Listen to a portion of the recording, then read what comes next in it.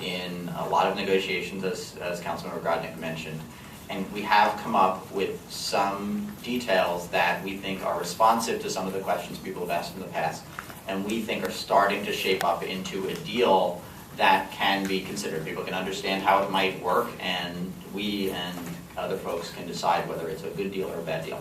So I'm going to walk through that. Again, just first, some of what I'm going to say is going to be repetitive of what Councilmember Grodnick said for the purpose of telling kind of a coherent story. I'm not going to leave out elements he said if he mentioned if they're on particular lists. But just, again, broadly speaking, there are a couple of different goals here. Okay, so from our perspective, and I'm talking about the financial goals, there are many goals that are outside of the financial aspects of this, but there are two basic financial goals here, and they are somewhat competing goals.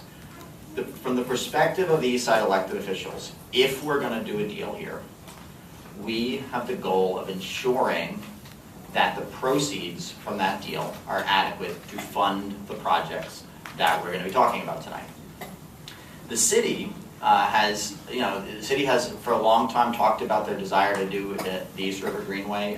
The mayor has said he wants to do a greenway around Manhattan. There are other parts of the city where they're working on greenways. But from a financial perspective, the city is looking for something critical, which is to make sure that the taxpayers of the city as a whole are not taking a bath financially when UN Plaza 1 and 2 are sold. Okay, so what they are looking for, and what I'm going to talk about in a second, is the break-even value of selling that buildings. They own those buildings now. Those buildings have a value to the taxpayers because the UN and the UNDC are paying rent for that space. The City of New York is trying to make sure that if we sell them, the taxpayers as a whole get a fair shake and they get some of their money. We have a competing interest in making sure the community gets the money. So just keep those two broad goals in mind. Now, as Dan mentioned, the MOU would do four things. I'll just run through them quickly again. It will set forth a list of prioritized projects. The idea being that we don't want ad hoc decision making going on years from now about what we really meant at this time and what projects are worth doing. We're going to be laying out in fairly specific detail, in priority order, what the projects are that we hope to fund from this money.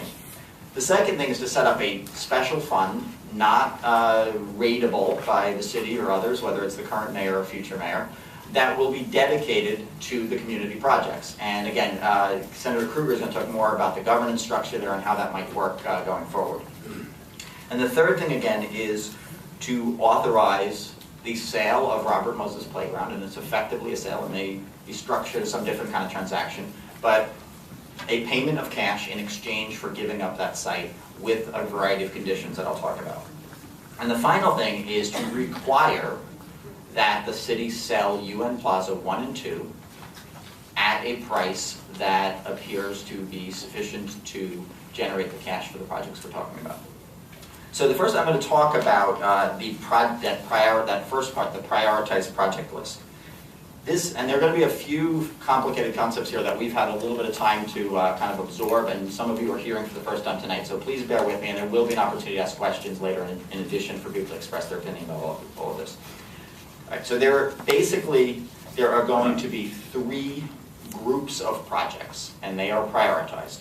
The first group of project is basically the demapping of Astor Levy Place, which runs, as many of you probably know, from 23rd Street to 25th Street. It is east of First Avenue and west of the FDR Drive service road. It runs parallel to First Avenue from north to south. It is a 2-block long street, and we would be demapping it, eliminating it as a street, and turning it entirely into new parkland.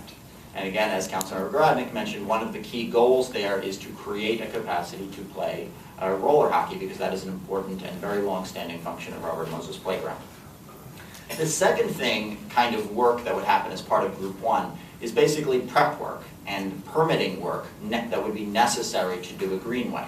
Because we don't want alienation to occur and then find out that the city doesn't really know how to design this, doesn't know how to get the permit applications right. So we want to make sure that that work has moved forward. So we are seeking at this point to require that all permits necessary for the Greenway, for the entire run of the Greenway from 38th Street to 60th Street, are complete and submitted to the relevant regulatory agencies. Those include the State Department of Environmental Conservation, the Army Corps of Engineers, and some ancillary federal agencies that sort of work with the Army Corps. Each of those projects I just mentioned would be funded out of a payment that the UNDC would make before alienation is permissible. And that we expect that that payment would be about $3 million. And each of those things would have to be completed, meaning Asser Levy Place would actually have to be a functioning hard surface play space that is no longer a street and is legally and irrevocably parkland before Robert Moses Playground would be alienated. That's group one. Okay, group two is basically stuff that would happen after alienation for a necessary reason I'll get into in a minute. And that includes, first of all, the construction of what we sometimes call the ODR portion of the Greenway. It's called the ODR portion because there's something called the outboard detour roadway that was done to get people around the construction work at the FDR Drive from 53rd Street to 60th Street. That was done in the river, meaning they pounded these very long piles into the riverbed to build a roadbed on. A lot of people, including Community Board 6 and our elected officials, worked very hard to make sure that those caissons were not pulled up from the riverbed when that work was done, in anticipation of trying to do a riverfront esplanade on them. So that is the first portion of this esplanade that we would expect to work on. And the construction of that would be part of the Group 2 projects. We also would expect to do improvements to local parks, including St. Barton Park. And basically what we would be doing at this stage is setting money aside for some significant improvement to that park. And that would be pending a community process to discuss what we want to see with that park and what kind of work would make that park a more usable and better place for this community.